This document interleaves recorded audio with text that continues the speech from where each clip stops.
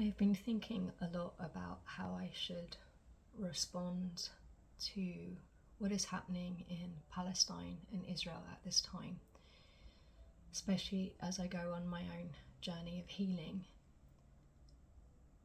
And I want to start with this, that our hearts should be big enough to recognise and acknowledge the pain that is being felt within the Israeli community. The grief that they will be feeling for losing people that they love. Because our heart should be big enough to do that. So I want to send my condolences and compassion to that community. But as we think about this, I ask that we all, those of us who aren't there yet, open our hearts up enough to understand that this hasn't happened without a context, and our hearts should also be big enough to understand and have compassion for the suffering of the Palestinians who have endured 75 years of brutalization. And that will be hard for some people to do, but we need to find the courage to be able to do that. What happened recently is horrific. There's no question about that.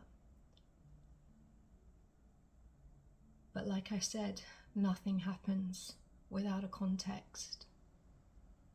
And when a people have been brutalized for so long and seen their family members killed, their homes stolen, their homes demolished, their loved ones imprisoned and tortured, when they are robbed the dignity of living life and having dreams, of being able to exist with those fundamental rights that we should all have, the freedom to make plans and to dream and to build a life for ourselves, freedom of movement, to feel safe and secure, to have justice, to have equality.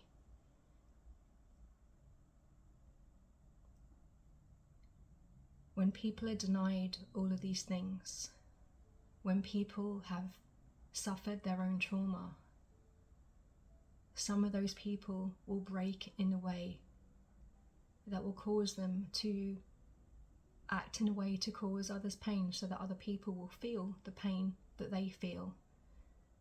Maybe in the hopes, or most likely in the hope, that it will bring about change. Of course, what we have witnessed instead is a collective punishment being felt again by the Palestinian community, particularly in Gaza. And we need to work out, all of us, is what kind of society do we want? And that's a question for the international community as well. Do we really feel it is okay for people to be imprisoned, to be carpet bombed, for paramedics going in to rescue people to be killed as they try to help others? Netanyahu has promised to turn Gaza into rubble, first of all stating, we know blanket suggestions, not blanket, sorry, ridiculous suggestions that civilians should leave, when he knows full well there is no means for them to leave. They have no ports. They have no ability to leave the besieged enclave. So there is nowhere for them to go and no shelters for them to shelter in. We know that Gantz has referred to the Palestinians as human animals and that they should be treated as such. Well, actually, first of all, I don't think animals do behave in cruel ways towards each other, not with intent.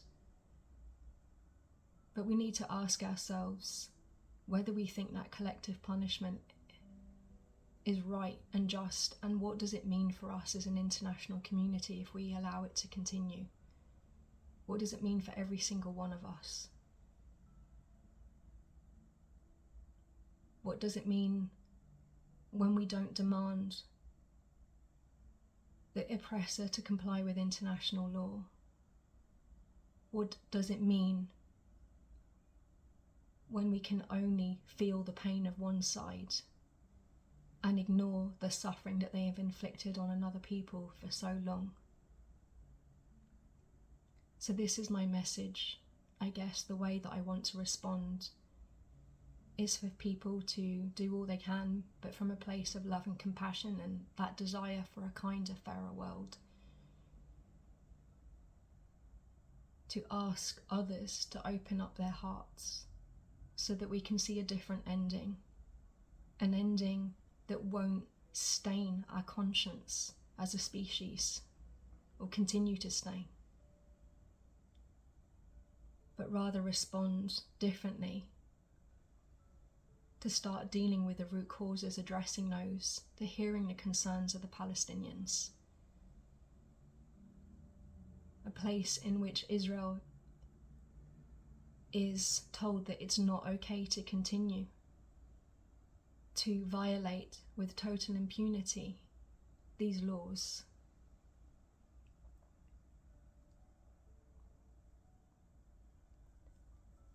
And for our government in Jersey, I ask you to do the same, and to remind you that it is not okay to only ever be concerned with the human rights of people that look like us. We need to be concerned with the rights of all people, because we know that political landscapes change all the time, and yes, it might be the Palestinians now, but who's to say in the future it won't be us? And how would we want people to respond to that? We are building a very shaky and dark future if we cannot recognize the humanity of another people, that whether we like it or not, we are all connected. And when we allow another people to be brutalized, that ultimately will come back and haunt us and cause us pain. So I thank you for listening to me. My words just as one insignificant human, but I also know that a number of insignificant humans reaching out to others, appealing to others, and standing up for what is right and just can and always has done bring change in the world.